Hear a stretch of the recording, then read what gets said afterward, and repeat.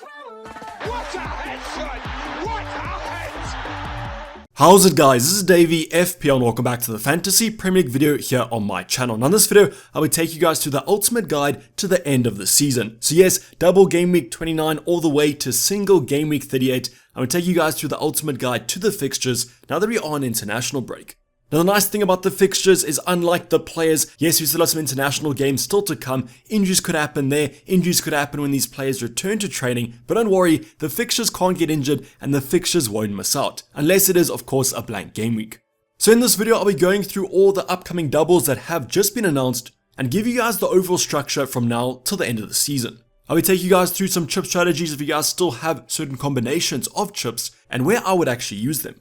Now has our own chip strategy actually changed? Are we looking to bench boost this week, free at in game week 32 still? I'll give you guys an update on that as well. So if you guys think this video is going to be quite interesting, sit back, relax, and let's get straight into it. Now there has been a big announcement over this international break, and that was the confirmation of the double game week 34 fixtures. Now I'll be going over those fixtures on their own in the next talking point, but also wanted to point out some other important announcements.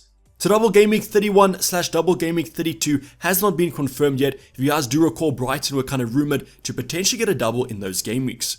Now obviously this hasn't been the case, no confirmation has come, however some sources are saying that it could still happen, but what's in front of us is that it hasn't been confirmed. Now the game week 36 and 37 doubles also weren't confirmed, but I expect these to be announced a little bit later on. So right now, double game week 29, blank game week 32 and double game week 34 have been confirmed. So let's go on to that massive double game week 34 announcement. Unfortunately, the double game week isn't as big as we probably would have liked, but that was expected with the low amount of blanks that we actually had. So I'll be going through each team and telling you guys the fixtures. There won't be any fixture difficulty on this slide, as because it's in a few game weeks time, I don't want to kind of rate them right now. So let's go over the first double game week 24 team. It's going to be Fulham, who have Man City at home and Liverpool away. There's a reason I actually put them first is because those fixtures on paper don't look that great. And if Mitrovic is going to be suspended for the rest of the season, I probably won't get too many of their assets. Even if Mitrovic is going to be back, I don't really know where I'm going to fit him in because Man City at home and Liverpool away definitely aren't the best attacking fixtures. Definitely won't recommend their defense as they're pretty much one of the worst XG conceded sides. But maybe if Mitrovic is back, we could look at him. The next up is going to be West Ham, another team that are struggling in the Prem at the moment. Crystal Palace away, Man City away. 2 away games on paper, but at least that first game isn't too bad. Now Jared Bowen and Antonio, maybe one of the defenders, could be a shout, but probably won't look at too many of their players. Next up though, a team that we already own a triple up from, it's going to be Brighton, who have Wolves at home and Man United at home. So you guys know, home fixtures are always better than away fixtures. Now that first game is definitely better than the second game against United, but with the way Brighton are playing, they can beat simply anyone. Then next up, we've got some more big hitters. We've got Fulham away and West Ham at home for Man City. And I can't tell you guys how much I really wish I still owned the triple captain, because an Erling Haaland triple captain in this game week could be absolutely massive. So if you guys still have the triple captain, spoiler alert, I would throw it on Erling Haaland in this game week, but just watch out for that Champions League rotation if Man City do progress. But definitely one of the best doubles, if not the best double, for this game week. It's going to be quite hard to predict which Man City options do start. Then we have United, who are a side that a lot of us are looking to triple up on in game week 29. They have Aston Villa at home and Brighton away. So great double on paper there, especially that Villa game for that attack. And getting a United defender might also be quite a good shout. Now I'd probably prioritize an attacking one because Aston Villa and Brighton are quite attacking, so they're probably going to score in this double game week. Then the final team to go over is going to be Liverpool. Not all of us do own these Liverpool assets. Salah, Trent, their ownership is super low within the top ranks, but there might be a mad rush to get those assets in. Now Spurs at home and Fulham at home are 2 good fixtures on paper. Depends I guess on how Spurs react to this Conte firing, but Fulham at home is always going to be a great fixture. So as I said, a Trent, a Mo Salah could be good shouts to go for, but I'm going to give them enough time to see if Liverpool bounce back. But as you guys can see on screen right now, the double game week for announcements, all 6 of these teams do have a double game week. Some really nice teams here that I would go for, a Brighton, Man City, United and Liverpool. All 4 of those teams look pretty strong. So if you guys do choose to use the free hit, this could be a massive game week for you. Now we'll be going over game week 4 as a whole in terms of the chip strategy a little bit later on, but I just want to give you guys the announcement that came a few days ago. You can leave it in the comments down below which team are you guys targeting. Definitely think those Man City assets offer that differential approach as their ownerships are quite low and their fixtures look simply outstanding. Now in order to go over the kind of game weeks from game week 29 to game week 38, I went over to Twitter, got Ben Krellin's planner. This has been updated since the game week 24 announcement, so this is fresh off the press.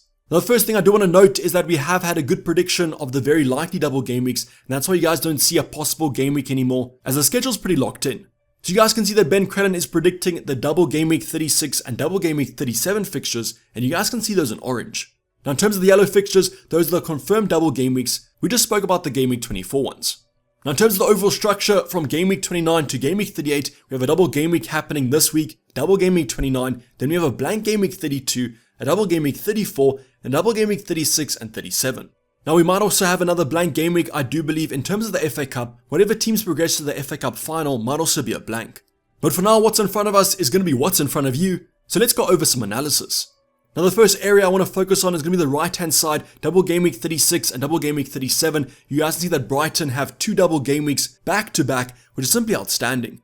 We then have Chelsea have a double in 37, and then we have Man City and United with a double in 37 as well. Now the only team left is going to be Newcastle with a potential double in 36, so if you guys do have those Newcastle assets, might be worth holding on to them. Now there are a couple of teams I want to focus on, and the first team is going to be those Brighton assets. We just spoke about them, back-to-back double game weeks, 36, 37, but don't forget the 34 and 29 ones. So Brighton have the most remaining fixtures left in the Premier League, and that's why I think it's imperative that you guys get your triple up sorted. I think even for a hit for double game week 29, you see Brentford at home, Bournemouth away, great games on paper. So if you guys do need to fulfill the triple up, I would even do it for a hit. Now in terms of the best 3, I don't really know who I would go for in terms of the attack versus the defense, as I personally do own a Stupinan, and the Brighton stats defensively have been pretty good. But I think currently my 3 would be a Stupinan, then I would go for McAllister, and then finally also Matoma. But as a Solly March owner, I mean, he could also bang at any time, so you guys could even go for that 3 attacking mids.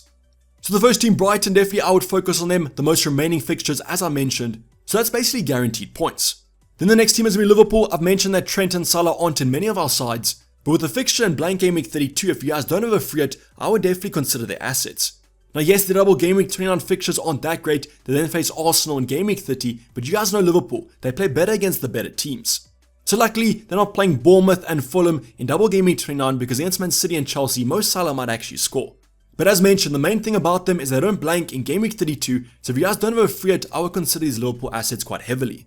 They then have the double game week 34 fixtures, pretty good on paper, and then a nice run to end the season. The next team, Man City, and the reason I want to focus on them is because of those double game week 34 fixtures. I think you guys have to have a plan to get Erling Haaland back in your squad. For myself, it's game week 30, I'm doing the Ivan Toney to Erling Haaland move. That's pretty popular. Then I think pre-game week 34 we can make a decision. We can go for a defender, an attacker, one that looks pretty nailed under Pep Guardiola.